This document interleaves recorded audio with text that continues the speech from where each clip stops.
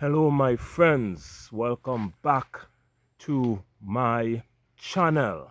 It's a beautiful warm day here in the Caribbean and I have some breaking news for you coming out of the United Nations speeches.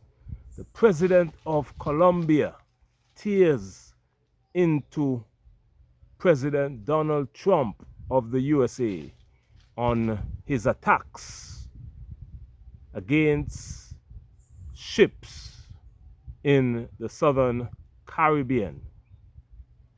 Remember several weeks ago, the US declared that they sank a ship that was carrying 11 persons, killing all.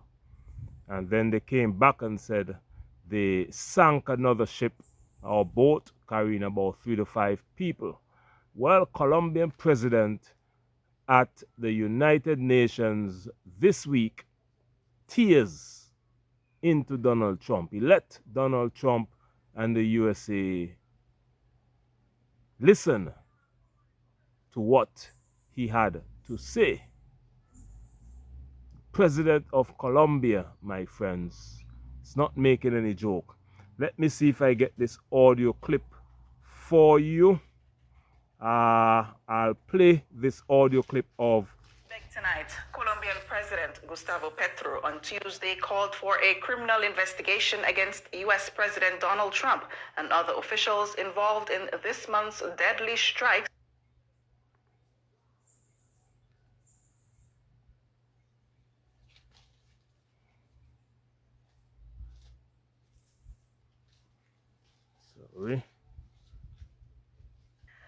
Big tonight, Colombian President Gustavo Petro on Tuesday called for a criminal investigation against U.S. President Donald Trump and other officials involved in this month's deadly strikes on boats in the Caribbean that the White House has said was transporting drugs. Petro repudiated the 3 attacks in his speech at the annual meeting of the UN General Assembly, during which he also accused Trump of criminalizing poverty and migration. Petro said that boat passengers were not members of the Venezuelan Tren de Aragua gang, as claimed by the Trump administration after the first attack. The young people that were killed using missiles in the Caribbean were not from Hamas. They were not from other terrorist groups. They were poor Colombians. And with apologies to those who dominate the United Nations, there should be criminal cases against those officials of the United States for doing this, including the utmost official, President Trump, that allowed the shooting of missiles against these young people who were simply trying to escape poverty. Youths who in a speedboat who might have had a certain amount of drugs were not drug traffickers. They were simply poor youth. But the real drug traffickers live somewhere else, not in America, not in Latin America. If the boats were carrying drugs, as alleged by U.S. government, Petro said their passengers were not drug traffickers. They were simply poor young people from Latin America who had no other choice. Turning to Gaza, Petro said that the United States President Donald Trump is an accomplice to genocide. The UN, he stressed, must uphold the decision of the International Court of Justice, stop the genocide by a General Assembly vote, and establish a peacekeeping force to protect Palestinians. That was it, my friends. I apologize for the quality of that audio there. I don't know what went wrong, but I guess you got the gist of what the conversation was saying. The president of Colombia, my friends, said that the boats that the US military sank to the bottom of the ocean were poor Colombians, not Venezuelans, not high-profile drug traffickers, but poor Colombians trying to escape South America, maybe trying to get into the United States of America or the Northern Caribbean. He said maybe they had a little bit of drugs on them, but you have little drug dealers here and there trying to sell drugs to trying to make a living. These are not drug traffickers, because drug traffickers are millionaires. They have a lot of money. They're not going to be on a little speedboat.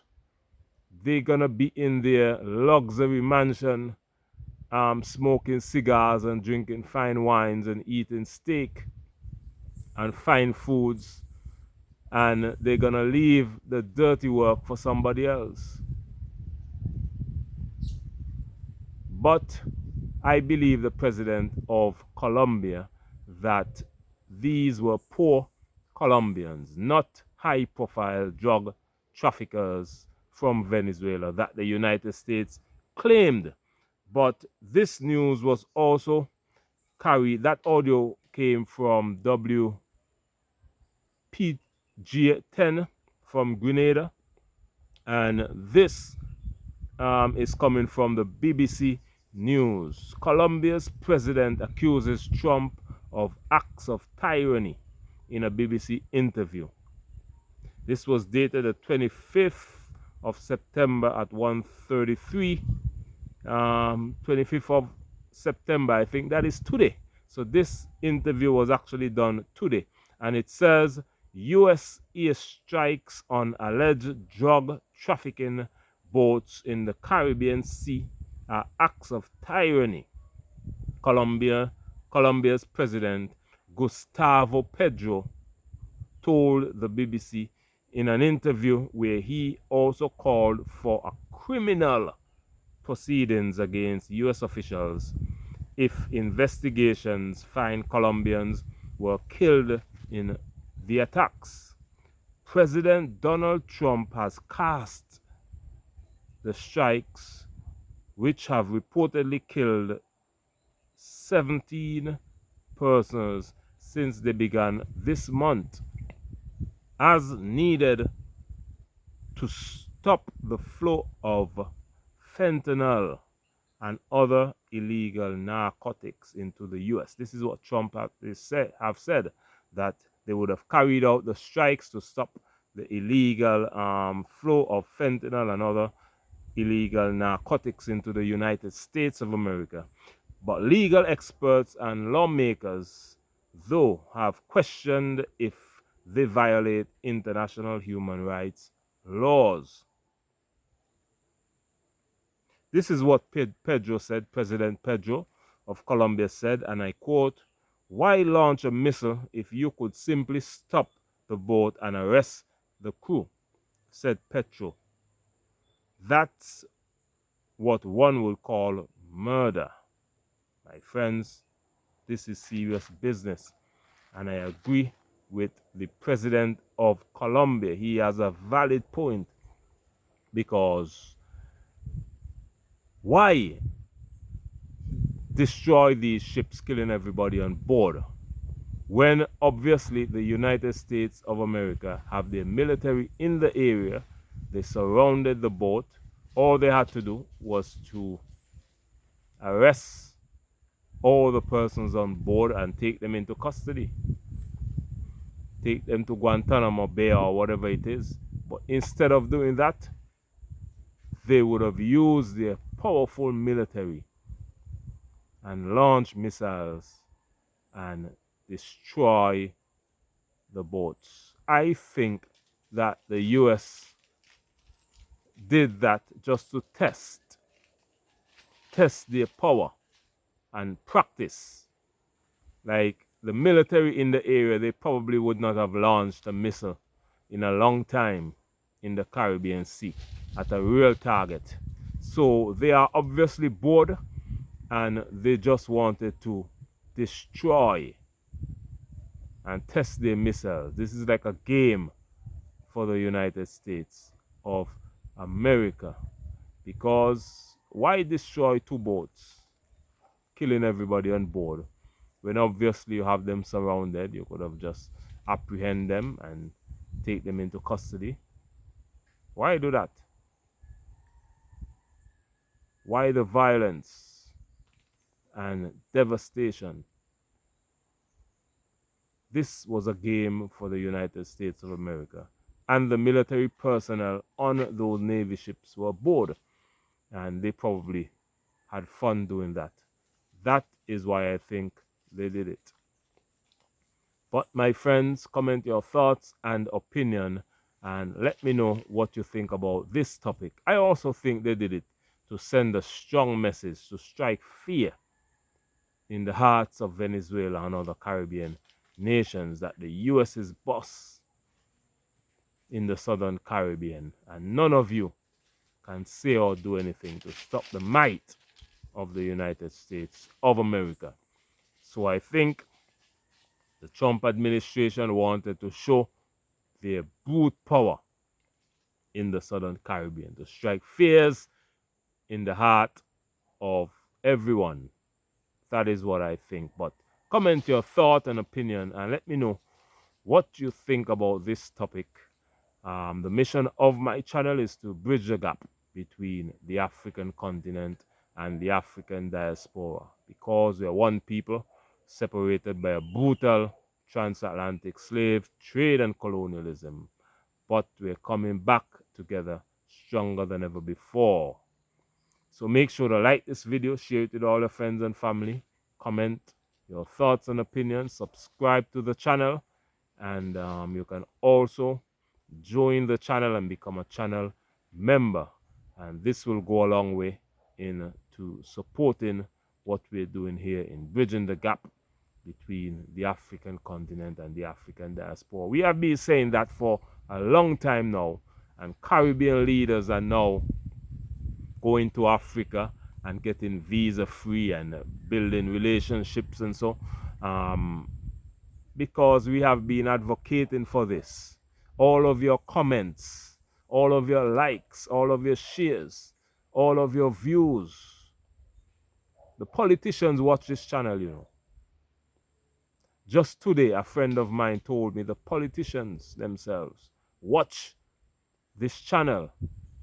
So we together are doing a wonderful job in bringing awareness to our leaders and let them know this is something we want. We want Africa and the Caribbean to come together as one nation, free movement. I should be able to go to Africa for a year, visa free,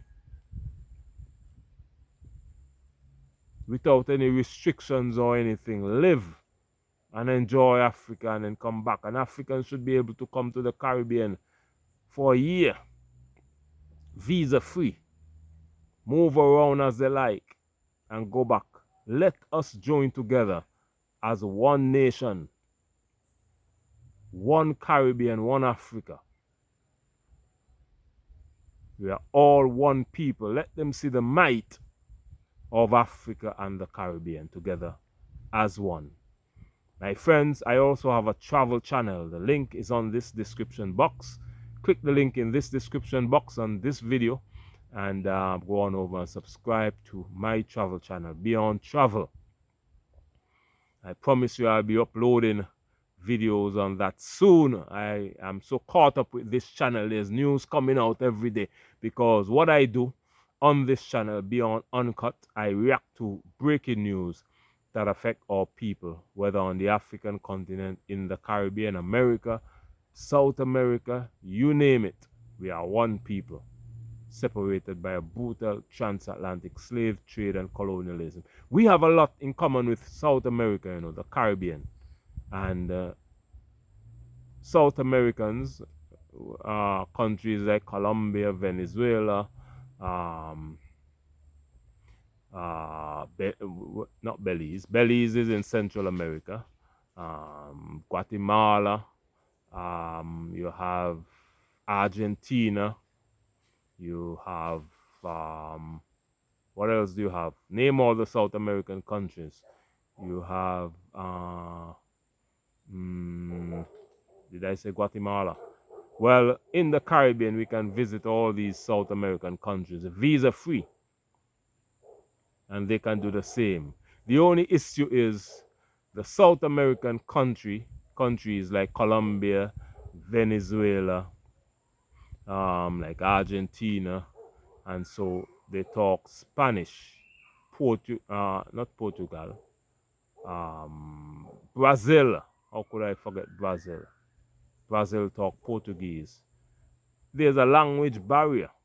That's the only problem. There's a language barrier, and that's why we're not closer together. But the Caribbean and Africa are far apart, but we have great potential of being closer together as one. And we are already doing it, because imagine the Caribbean and Africa. We are closer together, but so far apart. And South America is right there, and we don't have that interaction that much because of the language barrier and the different ethnicities. South America is mostly made up of like Europeans who came there and mixed with black Africans, and they're a very mixed community. But in the Caribbean, it's mostly black Africans in the Caribbean. Plus, Africa understand, most African countries understand English more than South American countries. So the language barrier is not there. Our culture is the same. We have everything in common.